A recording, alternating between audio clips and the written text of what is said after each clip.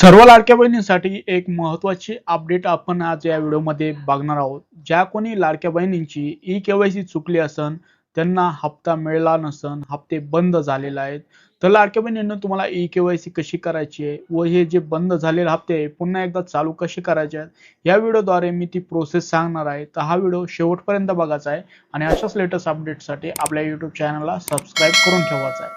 तर मित्रांनो, ही प्रोसेस करण्यासाठी तुम्हाला सर्वप्रथम तुमच्या मोबाईलवरून Google Chrome ओपन करून घ्यायचं आहे. त्यावरती तुम्हाला NPCI असं सर्च करायचं आहे. सर्च केल्यानंतर जी पहिली लिंक दिसेल त्यावरती क्लिक करून घ्यायचं आहे. आता इथं कस्टमर ऑप्शन दिसत असन यावरती यायचं आहे. त्याच्यानंतर भारत आधार सीडिंग एनेबलर म्हणजेच BASE यावरती जायचं आहे. यावरती आल्यानंतर मित्रांनो तुम्हाला असं काही इंटरफेस बघायला भेटेल. इथं बघू शकतात अशी काही माहिती दिसेल तुम्हाला. आता इथे बाजूला काही ऑप्शन दिसत आहे, आधार सेडिंग डिसेडिंग, अकाउंट डिटेल, आधार मॅप स्टेटस, आधार मॅपिंग हिस्ट्री आणि रिक्वेस्ट स्टेटस. तर आपल्याला पहिल्या याच्यावरती जायचं आहे. आता सर्वांना एक लक्षात ठेवायचं आहे, आता सर्वात प्रथम तुमचा जो प्रॉब्लेम येत आहे, तुम्हाला जे पैसे येत नाही, तर तुमच्या आधारला बँक अकाउंट हे सीडिंग नाही, त्यामुळे हे पैसे खात्यामध्ये जमा होत नाही, त्यामुळे ते पैसे होल्डवरती ठेवण्यात आलेले आहे. तर आपल्याला आधारला बँक अकाउंट सीडिंग करायचं आहे. आता इथे बघू शकतात एकदम टाइम देण्यात आलेला आहे, 8 मिनिटाचा काही टाइम असतो. त्याच्यानंतर तुम्हाला काय करायचं आहे, तुमचा आधार नंबर इथे टाकायचा आहे. तुम्हाला सीडिंग बटनावरती क्लिक करायचं आहे. फ्रेश सीडिंग वरती क्लिक करायचं आहे.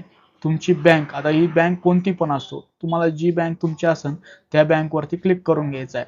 ते झाल्यानंतर त्या बँकेचा अकाउंट नंबर इथे टाकायचा आहे. परत तो अकाउंट नंबर इथे टाकून कन्फर्म करायचा आहे.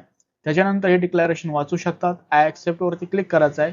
त्याच्यानंतर तुम्हाला कॅप्चा टाकायचा आहे. सबमिट बटनावरती क्लिक करून घ्यायचं आहे. एक तुम्हाला टोकन नंबर दिसेल, ॲप्लिकेशन किंवा रेफरन्स नंबर इथे बघायला भेटेल. त्याचा स्क्रीनशॉट काढून ठेवायचा आहे. तो नंबर सेव्ह करून ठेवायचा आहे. हे झाल्यानंतर तुम्हाला रिक्वेस्ट स्टेटस चेक वरती यायचं आहे. आता आपण सीडिंग केली होती, कोणत्या तारखेला केली ती तारीख इथं निवडायची आहे. आपण फ्रेश सीडिंग केलेला आहे. त्याच्यानंतर जो रेफरन्स नंबर आलेला आहे तो इथं टाकायचा आहे आणि तुमचा जो कॅप्चा आहे इथं फिल करून तुमचं स्टेटस चेक करायचं आहे. ही जी सेडिंग आहे कमीत कमी 10 मिनिटात ते 24 घंट्यामध्ये होऊन जाते आणि त्याच्यानंतर तुमची जे लाडके बहीण योजनेचे हप्ते आहे ते सुरळीत चालू होणार आहे. मित्रांनो, ही काही अपडेट होती, तर ही अपडेट प्रत्येक लाडक्या बहिणींनी करून पाहिजे आहे. त्यानुसारच तुमचे जे पैसे आहेत तुम्हाला इथून पुढे भेटणार आहे. तर अशाच लेटेस्ट अपडेट मी तुमच्यासाठी घेऊन येत असतो. त्याच्यासाठी आपल्या YouTube चॅनलला सबस्क्राईब करून ठेवा. हा व्हिडिओ कसा वाटला कमेंटमध्ये सांगा. काही प्रॉब्लेम येत असतील तर कमेंटमध्ये सांगू शकता तुम्ही. त्याच्यावरती आपण नक्की सोल्युशन आणण्याचा प्रयत्न करू. व्हिडिओ बघितल्याबद्दल आपल्या सर्वांचे मनपूर्वक धन्यवाद.